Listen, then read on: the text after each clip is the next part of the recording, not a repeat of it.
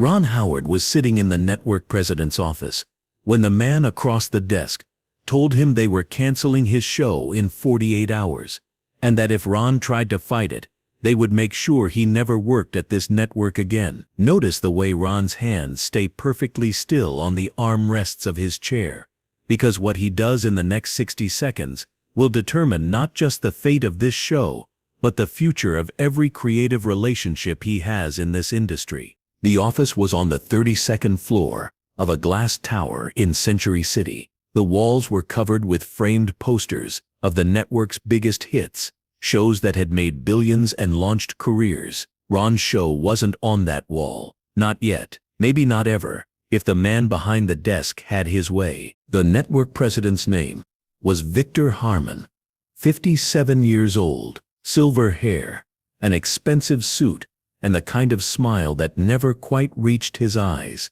He'd been running this network for 6 years, developing a reputation for making money and destroying anyone who got in his way. Write in the comments, where are you listening to this story from, and what time is it right now? Because wherever you are, I need you to understand what it feels like to sit across from someone who holds your professional future in his hands and watch him prepare to crush it. Here's the first thing I need you to hold on to. Why was Victor Harmon threatening to cancel the show? And what had Ron done to make an enemy this powerful? I'll tell you. But first you need to understand what was really at stake in that office, beyond just one television series. The show was called The Foundry. It was a drama about a family-owned steel mill in Pennsylvania. 3 generations of workers fighting to keep their business alive. Ron had been developing it for 2 years, had directed the pilot himself. The first season premiered 4 months ago, to the best reviews of any new drama that year. Critics called it essential television. Audiences were growing every week. But Victor Harmon didn't care about reviews or awards. Victor Harmon cared about advertising revenue. And The Foundry, despite its passionate audience, wasn't delivering the demographics that advertisers wanted. The show skewed older, skewed rural, skewed toward exactly the viewers that Madison Avenue had decided weren't worth targeting. So Victor had decided The Foundry needed to die. Stop for a second and picture this office from above. Victor was behind his desk, elevated slightly on a platform that made him literally look down on everyone who sat across from him. Ron was in a leather chair designed to make guests feel small. The window behind Victor showed the Los Angeles skyline, a reminder of who controlled a significant piece of the entertainment universe. "I'm going to be direct with you," Victor said, leaning back in his chair with the casual confidence of someone who had never lost a negotiation in his life. "The show isn't performing. The numbers don't lie, and I've decided to pull it from the schedule effective immediately." Ron didn't respond right away. He'd learned a long time ago that silence was often more powerful than words, especially when someone was trying to provoke a reaction. 47 hours and 58 minutes until the deadline Victor had mentioned. Almost 2 full days to figure out how to save 300 jobs and a show that had become the most meaningful project of Ron's career. Wait, because what Victor says next will reveal that this isn't really about ratings at all. This is about something much more personal and much more dangerous. "I know what you're thinking," Victor continued. "You're thinking about going to the press, about rallying your celebrity friends, about making this a public fight." He leaned forward. "Let me be very clear. If you try that, I will not only cancel your show, I will make sure every project you're attached to at this network gets buried. That development deal you signed last year, gone. That pilot your production company is shopping, dead. And when other networks see how this ends, they'll think twice before doing business with you." Listen closely now, because Ron has directed some of the most successful films of the past 3 decades. He's won Academy Awards. But none of that matters in this room. Victor Harmon holds all the cards, and he's made it clear that he's willing to burn everything down to get what he wants. Ron took a slow breath. 300 people worked on The Foundry. Actors, crew, writers, everyone. who had poured their talent into making this show special. If Victor followed through, all of them would be out of work by week's end. And if Ron fought back and lost, he'd lose the ability to protect his other projects too. "Can I ask you something?" Ron said, his voice calm and measured in a way that seemed to surprise Victor. "Why are you really doing this?" Victor's expression flickered for just a moment, a crack in the mask that Ron filed away for later. "I told you, the numbers don't." "The numbers are fine," Ron said. "They're not spectacular, but they're fine. The show is profitable. It's building an audience. It's generating exactly the kind of critical attention that networks love to brag about during awards season." He paused, watching Victor's face carefully. "So I'm asking again, why are you really doing this?" "Before we go any further, you need to understand something about the history between Ron Howard and Victor Harmon that most people in the industry had forgotten or never knew in the first place. Remember this detail, because it becomes important later. 15 years ago, before Victor was a network president, he was a mid-level development executive. He'd championed a project that Ron had passed on, a reality show Victor believed would revolutionize television. When Ron publicly criticized the concept, calling it everything wrong with modern entertainment, Victor's project collapsed. He'd spent the next decade climbing back, nursing a grudge that had only grown stronger with time. The silence in the office stretched long enough to become uncomfortable. Victor's smile had disappeared entirely now, replaced by something colder and harder. Outside the window, the Los Angeles sun was starting to set, painting the sky in shades of orange and pink that neither man was looking at. "You want to know why?" Victor said quietly. "Because I can. Because you've spent your career acting like you're better than everyone else, like your artistic vision matters more than the business that pays for it. Now you're going to learn what happens when you're not the most powerful person in the room. Hold this moment in your mind, because when we come back to it at the end, you won't see Ron the same way again. He had a choice to make. He could back down, accept the cancellation, and protect his other projects at the network. Or he could fight, knowing that even if he won this battle, he might lose the war. Neither option was good. Both options had costs he wasn't sure he was willing to pay. "I have 48 hours, Ron said. "You said 48 hours before the announcement. Give me that time. Let me see if I can find another solution." Victor laughed, a short, sharp sound without humor. "There is no other solution. The decision is made. The press release is already written. I'm telling you as a courtesy. Then what harm is there in giving me the time? If the decision is final, 48 hours won't matter. But if I find something you haven't considered, wouldn't you rather have that option?" Notice what Ron is doing here. He's not arguing. He's not threatening. He's not appealing to Victor's sense of fairness or artistic integrity. He knows those approaches won't work with someone like this. Instead, he's making Victor feel like he's still in control while creating space to maneuver. Victor studied Ron for a long moment, his expression unreadable. Then he shrugged, a gesture that suggested he was already bored with the conversation. "Fine, 48 hours. But when you come back with nothing, and you will come back with nothing, I expect you to announce the cancellation yourself. Tell the press it was a mutual decision. Make it look like you're choosing to walk away. And if I find another solution, you won't." Victor stood up, the universal signal that the meeting was over. "But if you somehow manage to surprise me, I'm willing to listen. Now get out of my office." Ron stood, shook Victor's hand with a firmness that conveyed nothing of what he was feeling inside, and walked to the door. 47 hours and 42 minutes until the deadline. Almost 2 full days to find a way to save a show that the most powerful man at the network had decided to destroy. Wait, because what happens in the next 48 hours will test everything Ron believes about loyalty, creativity, and the price of fighting for what matters. The first thing Ron did when he left Victor's office was make a phone call. Not to his agent, not to his lawyer, not to any of the powerful friends who might be able to apply pressure.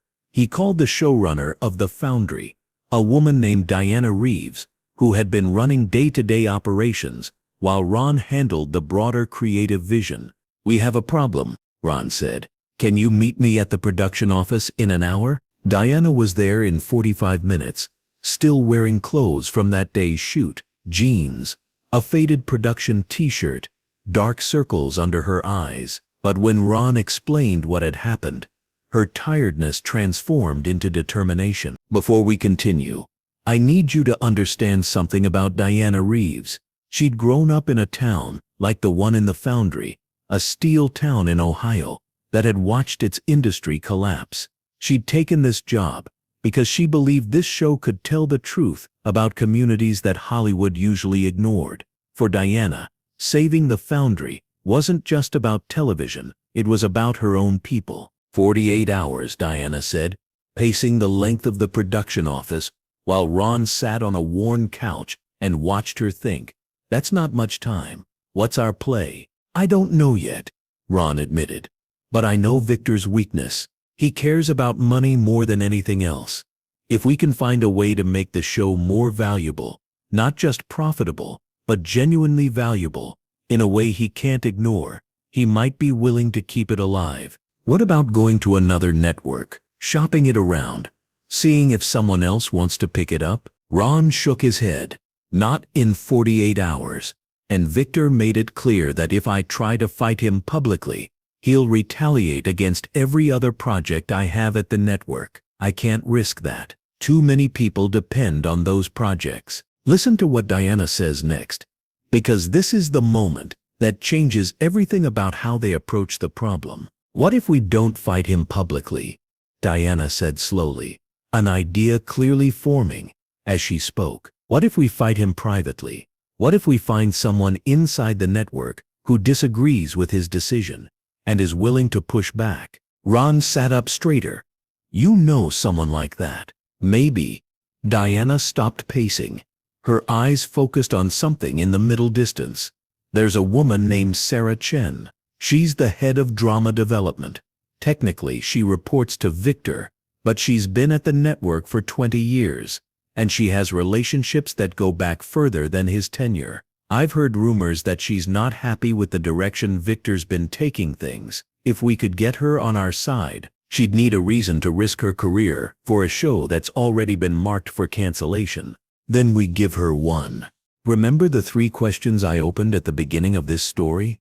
Now watch how they start to come together.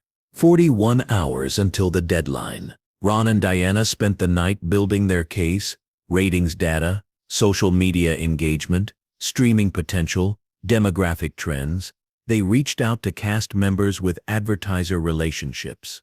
By morning they had a business proposal, arguing the Foundry wasn't just a drama, but a potential franchise that could generate revenue for years.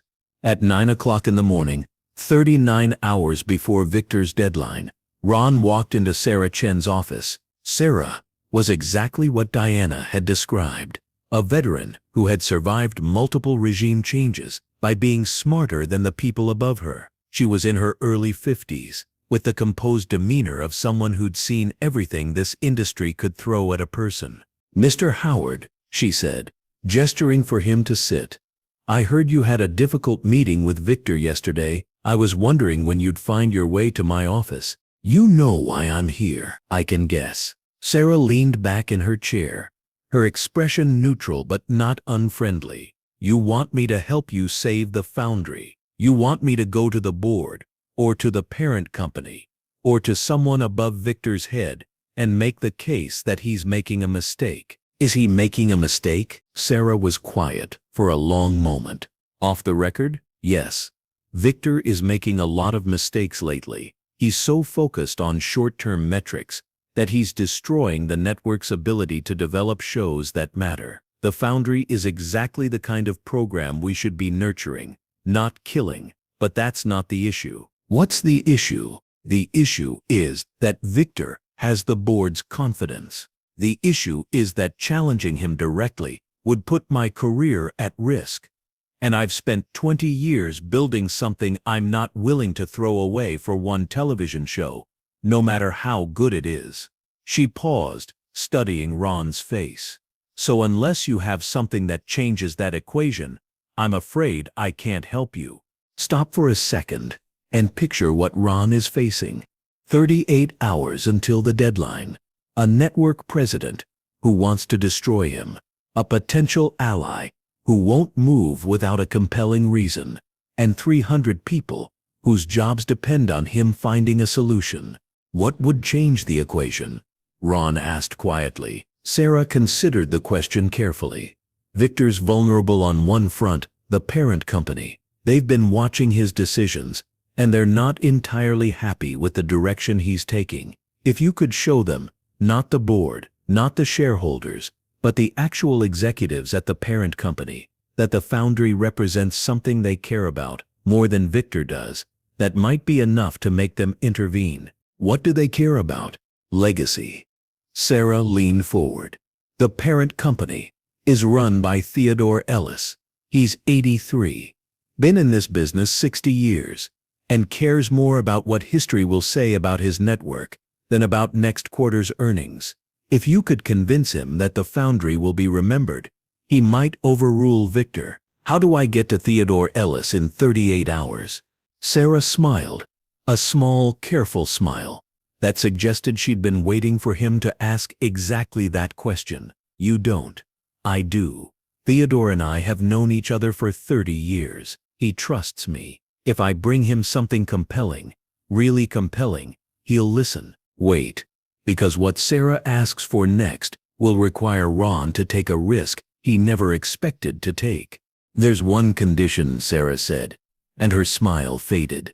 If I do this, if I stick my neck out and bring this to Theodore, I need to know that you're committed, not just to saving the show, but to making it into something that justifies the fight. I need you to promise me that if we win this battle, you'll stay involved, not just as an executive producer whose name appears in the credits, actually involved, directing episodes, fighting for the vision, being the person Theodore can point to when he needs to explain why he overruled his network president.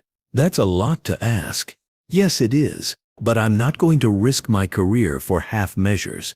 Either you're all in, or I'm staying out. Ron thought about everything he had on his plate. The film he was supposed to start prepping next month, the other shows he was producing, the development deals that demanded his attention. Taking on a deeper commitment to the foundry would mean sacrificing something else. It would mean rearranging his priorities in ways he hadn't planned for or anticipated. But then he thought about the 300 people whose jobs were hanging in the balance. He thought about Diana Reeves and her deeply personal connection to this story. He thought about the communities depicted in the show, communities that rarely saw themselves represented on television with dignity and complexity and honesty. And he thought about what it would mean to walk away, to let Victor Harmon win this battle, to send the message that bullies with power could destroy anything they wanted without consequence or accountability. I'm in, Ron said. Whatever it takes, I'm in. Before we continue, I need you to understand what happened over the next 36 hours, because this is the part of the story that nobody outside that small, determined group of people will ever fully know. Sarah Chen made the call to Theodore Ellis that same evening. Ron sent over the business proposal that he and Diana had built, along with a personal letter explaining why this show mattered and what he was willing to commit to making it succeed. Diana mobilized the cast and crew, gathering testimonials from everyone who wanted to speak up about what the foundry meant to them. And somewhere in the middle of all that activity, something unexpected happened. Theodore Ellis watched the pilot. Not because Sarah asked him to, not because anyone suggested it, but because he was curious. He'd heard about this show that had generated so much conflict, this drama that his network president wanted to kill, and that one of Hollywood's most respected directors was fighting to save, and he wanted to understand what all the fuss was about. Listen to what happened when Theodore Ellis finished watching that first episode. Because this is the moment that decided everything. He called Sarah Chen. It was 2 o'clock in the morning, 14 hours before Victor's deadline. Sarah was still awake, still waiting, still hoping that something would break in their favor. "I watched the pilot," Theodore said. His voice was thin with age, but there was real steel underneath it. "It reminded me of something." "What's that, sir?" "It reminded me of why I got into this business in the first place. Not for the money, not for the power, but because I believed that television could show people something true about the world they lived in." He paused, and Sarah could hear him breathing on the other end of the line. "I'm going to make some calls in the morning. I think Victor and I need to have a conversation about the direction he's taking my network." Notice what happens in the final hours before the deadline.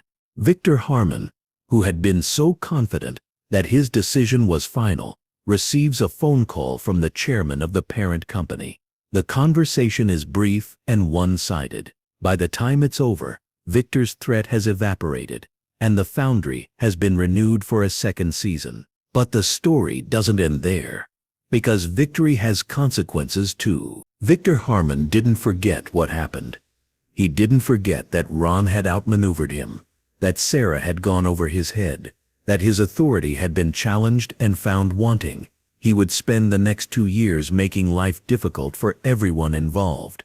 Small and petty acts of sabotage, passive-aggressive scheduling decisions, 1,000 tiny cuts designed to remind them he was still in power. Hold this moment, because what happens next is the part that defines who Ron Howard really is. 6 months after the confrontation in Victor's office, Ron got a call from Sarah Chen. Victor had finally gone too far. He'd made a decision that alienated one of the network's biggest stars, and the parent company had lost patience. They were looking for a new network president, and they wanted Sarah's recommendation. "They're asking me if I want the job," Sarah said. "But before I give them an answer, I wanted to talk to you, because if I take this position, the first thing I'm going to do is clean house. And that means dealing with all the people Victor promoted, all the relationships he built, all the institutional memory that's loyal to him instead of to the network. That sounds like it could get ugly. It will get ugly. And I need to know if you'll support me, not just publicly, but actually. If things get hard, if people push back, if Victor's allies try to paint me as the villain, I need to know you'll be there." Ron thought about the question for a long moment. Supporting Sarah would mean making permanent enemies in the industry. It would mean taking sides in a battle that could last for years. It would mean putting his reputation on the line for someone he'd only known for 6 months.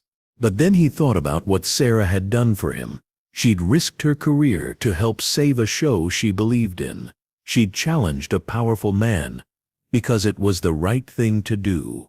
And she'd done it without asking for anything in return except a promise that Ron would stay committed to the work. "I'll be there," Ron said. "Whatever you need, I'll be there." The third question was about what Ron had done to make Victor Harmon his enemy. The answer stretched back 15 years, to a moment when Ron had been honest about something he believed and had inadvertently damaged another man's career. He'd forgotten about it. Victor hadn't, and that old wound had festered into something toxic, a grudge that had waited patiently for the moment when Victor finally had the power to act on it. The second question was about why Victor was really threatening to cancel the show. The answer wasn't about ratings or demographics or advertising revenue. It was about revenge. It was about a powerful man who had spent years nursing a grievance and who had finally seen an opportunity to hurt someone he blamed for his own past failures. The business justifications were real, but they weren't the reason. The reason was personal. It was always personal. The first question was about what Ron did in that first 60 seconds after Victor threatened him. The answer was simple but profound. He stayed calm. He didn't react with anger or fear or defensiveness. He didn't give Victor the satisfaction of seeing him rattled. Instead, he listened, he thought, and he bought himself time. That 60 seconds of composure made everything else possible. And Ron Howard? He kept directing. He kept producing. He kept fighting for shows and films and stories that mattered to him. The Foundry ran for 5 full seasons, won 3 Emmy Awards, and launched the careers of half a dozen actors who would go on to become household names. Diana Reeves eventually moved on to create her own show, another drama about working-class communities, this one set in a fishing village in Maine. Sarah Chen ran the network for 7 years before retiring to teach at a prestigious film school in New York City. Here's the final question I want to leave you with. What do you do when someone with power over you decides to use that power to hurt you? It's easy to say you'd fight back.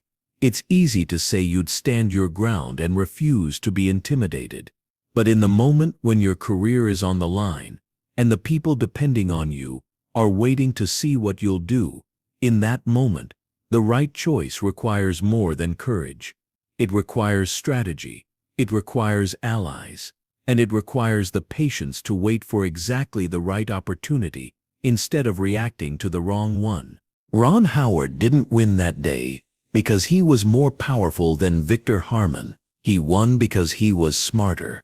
He won because he knew that every bully has a weakness, and he was willing to put in the work to find it. He won because he built relationships with people who shared his values, and those relationships paid off when he needed them most. That's the story of what happened in the network president's office. The day a powerful man tried to destroy something good out of spite, and a director who'd seen everything this industry could throw at him found a way to fight back without losing himself in the process. If this meant something to you, tell me in the comments below. And if you want to hear what happened the night Ron had to choose between finishing his film and being there for someone who needed him, let me know. That story has been waiting for a very long time.